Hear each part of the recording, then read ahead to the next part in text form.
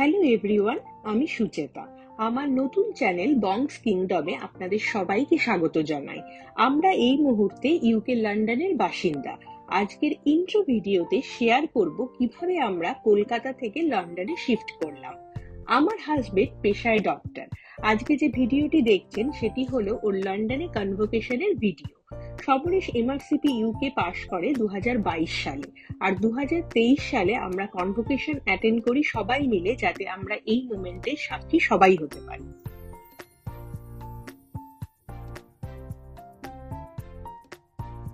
So we're going to walk you through what each row will do. So we're going to do one row from each side. So the first row that is going to be asked to stand will be this row here. Now your cue is when you see Anya stand up. MRCP UK পাশ করার পর Samaresh first ইউকেতে job interview দেয়, আর ফেব্রুয়ারি 2023 ও লন্ডনে আসে। ওর বরাবরই বাইরে আসার ইচ্ছা ছিল। এনএইচএস হলো ইউকের হেলথ সিস্টেম, যেখানে কাজ করার এক্সপিরিয়েন্স খুব ভ্যালুয়েবল মানা হয়, আর তাই জন্যই নতুন কিছু শিখতে পারবে বলে ও মেইনলি আসতে চেয়েছিল ইউকেতে। তবে আমরা ওর সাথে আসিনি। আমি আমার ছোট্ট মনস্টার মানে আমার ছেলে শ্রেয়াঙ্ককে নিয়ে এপ্রিল 2023 আসি।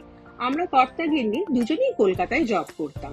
সমরেশ লাস্ট একটা মাল্টি স্পেশালিটি হসপিটালে কাজ করতো, তাছাড়া প্রাইভেট চেম্বার তো ছিলই ওর। আর আমি জব করতাম ব্যাংকে।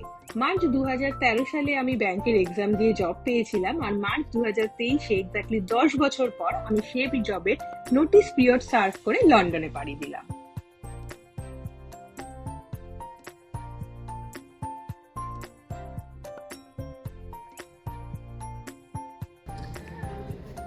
Samaresh Sarkar.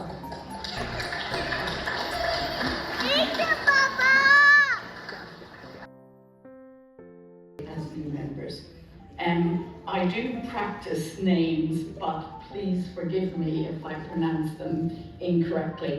I have a very difficult to pronounce Irish Christian. মিথ্যে বলবো না, প্রথমে একটু ভয় তো লেগেই ছিল যে চাকরির বাজার এত খারাপ, তার মধ্যে একটা ভালো জব ছেড়ে দিয়ে যাচ্ছি, ওখানে গিয়ে পাবো কি পাবো না, তারপর পেলেও বা কি পাবো। তারপর ভাবলাম যে এত ভেবে লাভ নেই, চেষ্টা করলে নিশ্চয়ই পাবো। তাই আমরা ফার্স্টেই এসে খুঁজেছিলাম শ্রেয়াঙ্কের স্কুল, আর ওর স্কুলে অ্যাডমিশন হওয়াটা সব থেকে ইম্পর্টেন্ট ছিল। তা শ্রেয়াঙ্কের স্কুলে অ্যাডমিশন প্রথম মাসেই হয়ে গেছিল। তারপরে মে মাস থেকে আমি স্টার্ট করলাম ইন্টারভিউ প্রিপারেশন নেওয়া আর বিভিন্ন জবে অ্যাপ্লাই করা। বেশ কয়েকটা ইন্টারভিউ খুব তাড়াতাড়ি ক্র্যাক হয়ে গেল। জুন মাসের মধ্যেই 3টে ব্যাংক থেকে জব অফারও পেয়ে গেলাম। এই মুহূর্তে আমি ইন্ডিয়ার সব থেকে বড় ব্যাংক তার ফরেন শাখাতে জব করি। এইভাবেই শুরু হলো আমাদের পথ চলা ইউনাইটেড কিংডমে।